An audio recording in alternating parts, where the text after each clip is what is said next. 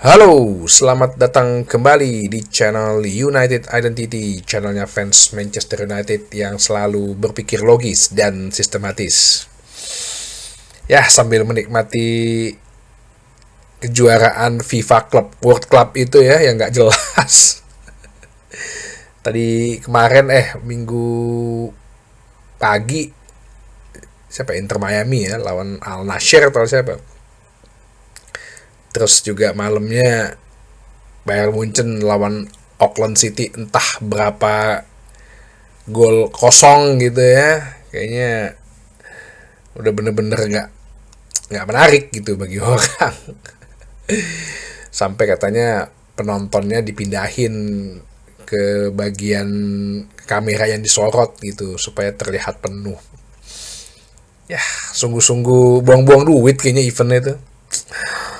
Jadi hari Senin atau mungkin Senin sore lah waktu Eropa itu adalah dimulainya kembali atau dibukanya kembali bursa musim panas tanggal 16 Juni ya sampai nanti ditutup tanggal 1 September 2025. Semoga dengan dibukanya yang fase kedua ini 16 Juni fase kedua bursa transfer udah ada here we go kedua. Semoga ya bagi Manchester United ya pemain yang lagi panas dan hot-hotnya sih ya Bryan Mbeumo. Jadi Bryan Mbeumo yang kemarin gua beritakan katanya ditawar kayak menurut beritanya Sky Sport 70 juta pound sama Tottenham Hotspur karena si Thomas Frank-nya pindah ke Hotspur. Tapi berita terakhir Bryan Mbeumo justru tetap ingin bernegosiasi dengan Manchester United ya. Jadi dia tetap dengan keinginan pribadinya untuk join ya dengan Manchester United. Sedangkan Tottenham Hotspur sendiri pun justru baru keluar duit gitu. Dia akhirnya mempermanenkan Matthias Tel dari Bayern Munchen kan, kemarin kan dia dipinjam ada obligation to buy, akhirnya dipermanenkan. Angkanya itu sekitar 35 juta pound plus 10 atau 15 juta pound add-ons lah, jadi sekitar 45 juta pound. Nah, Tottenham sendiri udah keluar duit tuh 45 juta pound ya. Nggak mungkin deh Tottenham Daniel Levy tuh udah nggak mungkin deh jor-joran beli pemain kalau dia nggak ngejual pemain dulu. Minimal pasti dia ada yang jual mahal dulu nih, jual gede dulu pemain, baru dia akan beli pemain. Ya, kita tunggu aja dengan Bryan Mbeumo. Semoga bisa jadi here we go kedua. Ya, ini kalau dibilang kok beritanya yang ini aja nih, seputaran ini aja nih, ya memang yang paling santer kan emang nama-nama ini aja nih, Bryan Mbeumo, Gyökeres gitu. Ada sebuah bukan sebuah culture ya, bukan sebuah budaya sih, kayak ada suatu pepatah gitu ya, lu jangan macam-macam sama Manchester United gitu. Ya entah tuh bisa dianggap serius atau bercanda gitu ya, cuman terkadang sih ya bener juga, dan ini terbukti dengan kejadian pada Victor Gyökeres. Kemarin terakhir gue bilang dia katakan tidak buat Manchester United, cuman Fabrizio Romano memberikan klarifikasi bahwa bukan pihaknya Gyökeres bilang tidak sama Manchester United, tapi Gyökeres memprioritaskan Arsenal dulu untuk bernegosiasi. Wah, jadi kesannya dia yang pengen mengatur nih pihaknya Gyökeres. Sebelumnya dia bilang kan Gyökeres marah, nggak mau lagi bermain untuk Sporting Lisbon karena perjanjian yang katanya 70 juta euro katanya nggak ada. Harusnya ya harus sesuai dengan rilis klausul 100 juta euro. Dan kemudian Gyökeres mau bernegosiasi dengan klub lain tapi memprioritaskan Arsenal, bukan Manchester United. Terakhir kabar bahwa Arsenal akhirnya nggak jadi dengan Gyökeres karena angka yang tinggi itu dari 100 juta udah ditawar 80 juta, mereka masih nggak mau turun, ya. Mereka masih nggak mau turun lagi dari 80 juta euro minimal. Dan itu membuat Arsenal kesel dan akhirnya udah lepas, tinggalin. Ya, kayaknya akan bernegosiasi dengan Benjamin Sesko. Nah, kalau di posisi Manchester United sendiri gimana? Ya udah, mending lu udah nggak usah bernegosiasi juga sama dia. Bahkan kalau mau pindah, lo kesel sama Sporting Lisbon, ya udah lo Sporting jual seharga murah-murahnya lah, 50 juta, 40 juta gitu. Ya, kalau masalah lu Gyökeres berantem sama Sporting mah itu bukan urusan Manchester United. Urusan lo aja lah sana, lo sampai ke pengadilan gitu misalnya. Tapi sih berbagai fans ya, di fanbase termasuk gue juga udah nggak interest kalau menurut gue sih. Ya lu udah memprioritaskan Manchester United kedua. Seperti yang gue bilang kemarin bahwa Omar berada pengennya pemainnya bener-bener pengen masuk ke Manchester United. Nah ini kan udah melanggar pasal 1 nih ibaratnya, ya, ngapain lagi lo kejar. Jadi ya sudah, lupakan aja lah, silakan lah lo main di Sporting Lisbon atau lo balik lagi aja ke Coventry City gitu kan. Dan jadi kemarin tuh ya ada berita juga, bukan ada berita sih, ada podcastnya Andy Mitten tuh di podcast video, dia juga bilang bahwa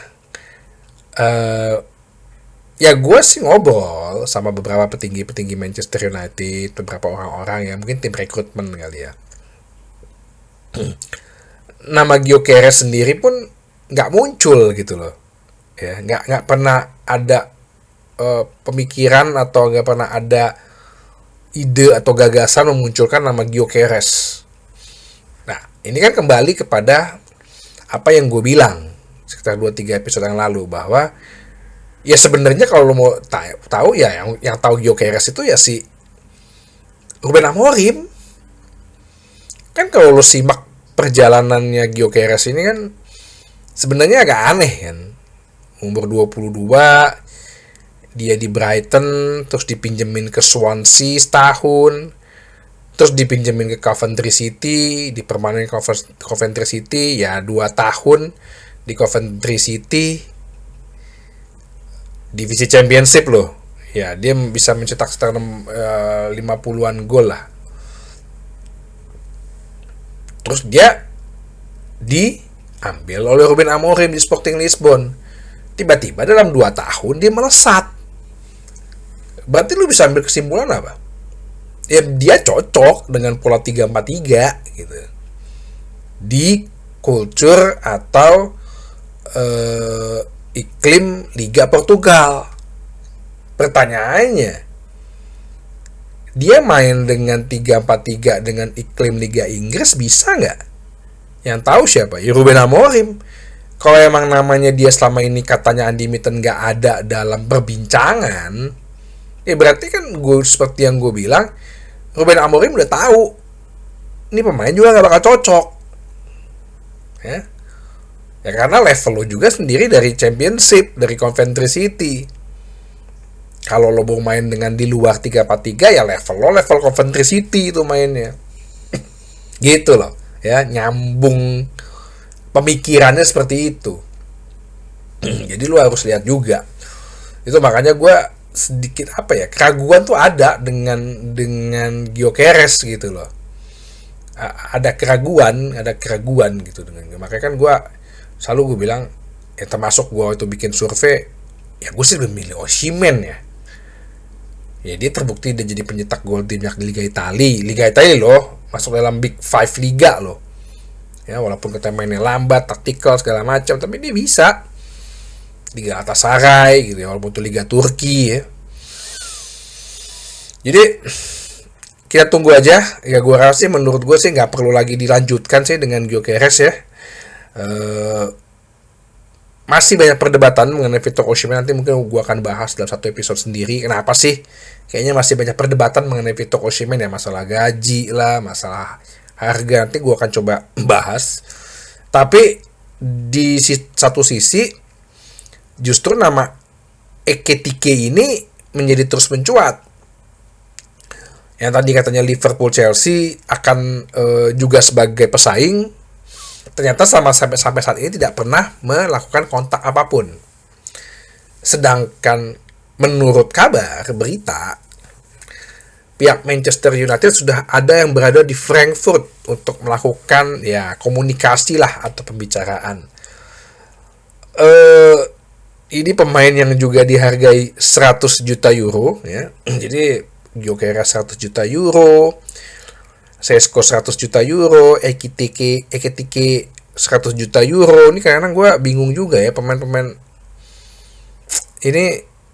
ini klub-klub memang mau ngambil keuntungan sih, gue tahu sih. Tapi ya kalau kita pikir-pikir sebenarnya nggak bisa disalahin juga kan strateginya Real Madrid gitu.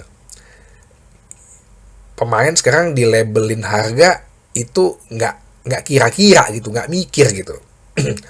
Ya tahu sih klub-klub kecil, klub-klub menengah itu kan berusaha melindungi asetnya. Karena kalau dia lepas pemain, ya gue harus dapat apa gitu, apalagi untuk kelangsungan hidup klub gue nih. Ya jelas faktor ekonomi, faktor duit dong. Tapi ya dengan inovasi yang ditemukan oleh Real Madrid, ya udah gue tunggu aja pemain lo gratis. Mending gue kasih bonus signing ke pemain 10 juta 20 juta daripada gue keluarin 100 juta buat lo klub. Toh gajinya dia bisa gue naikin juga, budget gue bisa berkurang di situ. Nah, jadi harga nggak ngotak juga kayak Ekitike ini dengan harga 100 juta. Ya gue kan udah bahas sehebat apa sih dia. Masa pengalaman kita beli Højlund terulang lagi. Wah, ada yang bilang dia umur 22 tahun loh, dia mencetak 15 gol loh. Højlund waktu datang ke Liga Inggris umur 20 tahun. Lo tahu dia nyetak berapa gol? 16. Umur 20 tahun cetak 16 gol. 10 di Liga, 5 di Champions League, 1 di Piala FA. Umur 20 tahun loh, main di Liga Premier Inggris loh, yang lebih hebat lebih ketat dibandingin Bundesliga. Tuh lo lihat tuh musim kedua kayak gimana. Terus kita mau beradu nasib lagi di musim ketiga sama dia.